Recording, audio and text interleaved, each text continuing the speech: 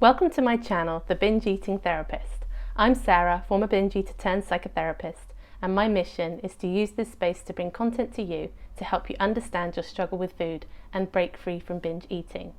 In today's video, I want to dispel some of the common myths and stereotypes around binge eating.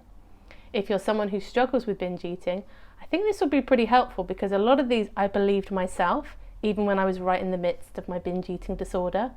And it also might be a helpful one to show people that you care about, or you might be somebody who knows someone who's struggling with binge eating and you're trying to understand it. So trying to challenge some of these beliefs that we hold around what it means to lose control around food and eat so much food in one go, I think is such an important part of us figuring out how to move through it. So the first one that I want to talk about is one of my favorites, and it's this idea that people who struggle with binge eating lack willpower. I believed it about myself for a long time. I wasn't disciplined enough, I wasn't consistent enough, I wasn't trying hard enough. All of these things that I believed that held me back. So the problem with believing that it's about willpower is that you think the answer is to get more willpower. And that often comes through trying to control even more. And we know that trying to tightly control food actually increases binge eating. Binge eating is a conflict. So there's part of you that really doesn't want this problem. But there's part of you that does want to binge for a reason. Even if it's an unconscious primal part of you that you don't know or understand or doesn't have words, there's part of you that wants to do it, and that's why it does it. So this idea of willpower is all well and good, but when your will is conflicted, like which is the part that you are able to give the power to, sometimes it doesn't feel like a choice.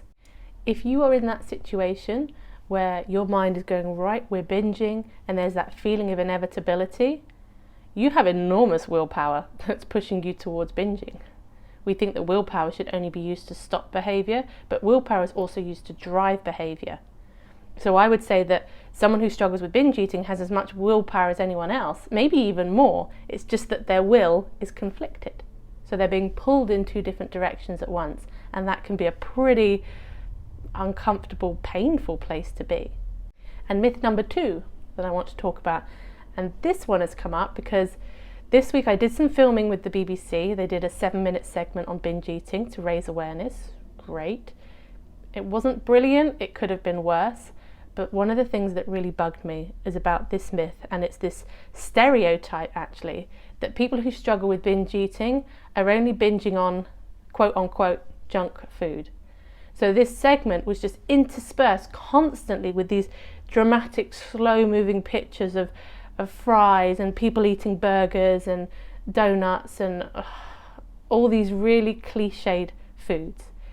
There was a long time in my binge eating where I was just binging on porridge, I was binging on dried fruit. I hear a lot about people talking about binging on protein bars. Granola is another big one. So some of these other foods that we don't necessarily think of in the same category as cakes, donuts, those sugary foods, are still really problematic foods for some people. There are people who binge on fruit. I have binged on cold white rice before, just from the pan. So I think it's just unhelpful to see it as, oh, they've just got a problem with these kinds of foods. They just can't handle these kinds of foods. I don't think it's helpful, and I don't think it's an accurate reflection of what a lot of people are dealing with. And the third one, which is some of my issues with conventional treatment for binge eating disorder. And it's this idea, this belief, this myth that binge eating comes about because of a lack of education, like a lack of nutritional education or not knowing how to cook. I have found that the average person who struggles with binge eating tends to know more about nutrition than the average GP. Quite often when this is your struggle, I became obsessed with understanding nutrition. How am I supposed to eat to stop myself from binging all the time? You know, I tried out all these various different types of plans and stuff, thinking, well, maybe if I could just stick to this plan, then as long as I stick to it, I'm not going to binge. And nutrition is so complicated. So actually, when you start looking at everything that's out there, especially when you're absorbing popular nutrition that's been, published in the press to try and make it dumbed down for Joe Public, there's so much contradiction out there as well. So I think we're very confused. It's not that we don't have enough knowledge, it's just that that knowledge is confusing, it's sometimes contradictory, it's interspersed with all these diet culture messages as well. So what I thought I should be eating actually wasn't enough food. So that was one of the problems as well, is when I was trying to eat in my mind this ideal way, it kept triggering off binging because it wasn't enough food. And then if I had a day where I felt over hungry, I felt like I'd eaten too much and I would panic, and then it would just become all chaos again. So I just think to sort of paint this picture of people who struggle with binge eating as people who just don't know how to eat better, I think is so problematic, and it winds me up because it's just not true.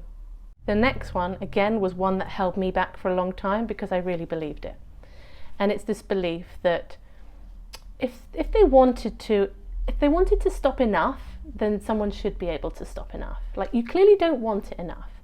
Like, I've worked with people who have been denied treatment, who've had diagnoses, all kinds of things that are quite scary happen, that are huge, you would think at a rational level, huge motivators to stop this behaviour. And yet it doesn't work because it's not about wanting it enough.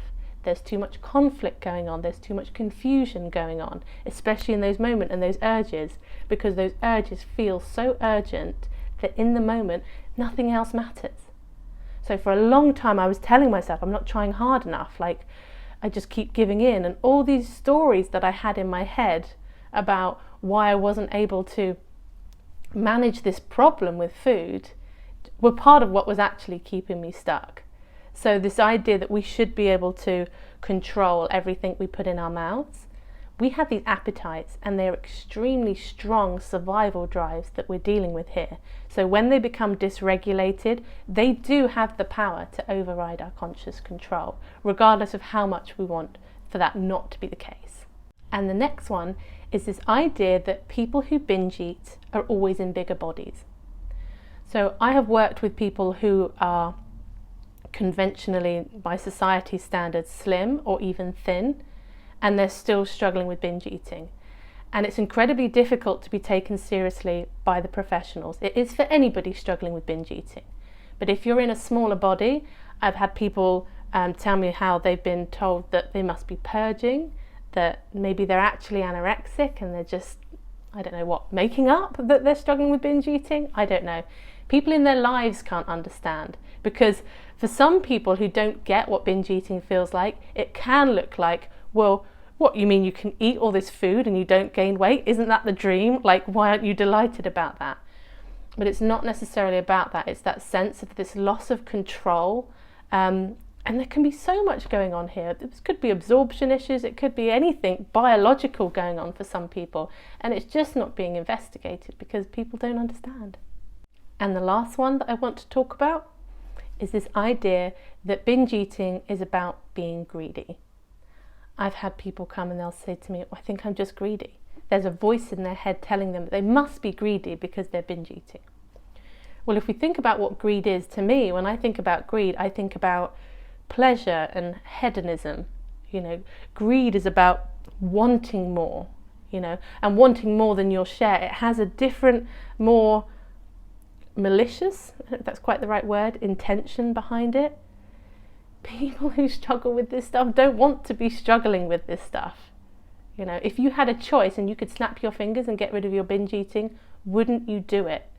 That to me is not greed. It's an extremely problematic view that's out there by some people who struggle with it as well as people who don't, that it must be about that, because it's just not rational, this problem, is it?